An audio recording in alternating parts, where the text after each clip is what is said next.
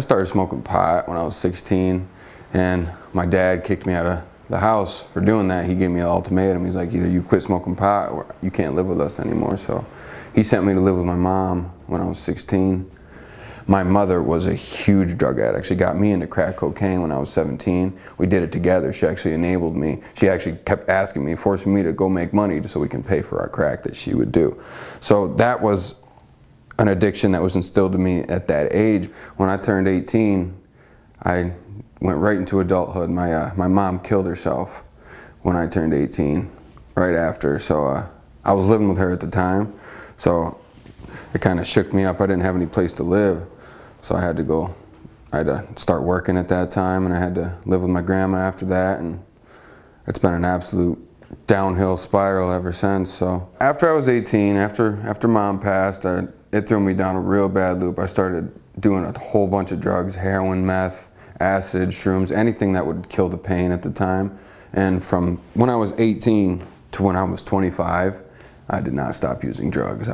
Every single day, I was tearing myself down, doing whatever I can to get the next fix. I was able to hold a job just because I knew that was money for the next fix. So it wasn't a healthy progression for me. There was no progression at all. It was 8 years of a constant negative cycle that I couldn't bring myself out of. About 9 months ago, I overdosed at my job on heroin in their bathroom.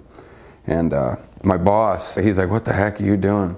And I was like, "I don't know, man. I've got some issues. I'm not trying to hit you with this. Just fire me and I'll be on your way." And he's like, "Nah, man, go get help." He's like, "Go get help. Go to rehab, clean yourself up, and we'll let you back in. We'll see what you can do after that." So I did that. I went straight to rehab right in here, UHS, and I stayed there for 17 days, cleaned up, and I got out in February. It's February 25th. I came here. I got my job back the next week, and I've been here ever since, clean as a whistle. I only did drugs for 8 years. I'm still young. I'm only 26, but those 8 years were completely stagnant. I didn't move forward. I didn't move backward. I was just stuck in a loop. So sobriety is allowing me to break away from that bracket and maybe find a progression sequence, if that makes sense. You know, to build with my life instead of being held back by what I was doing.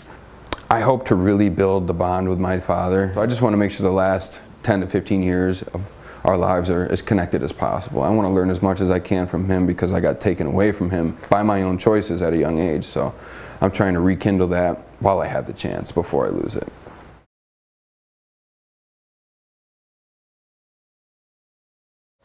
Knowing that other people are like, "Hey, you are doing stuff that is good. Here's proof. Here's an award, you know, like you're doing okay."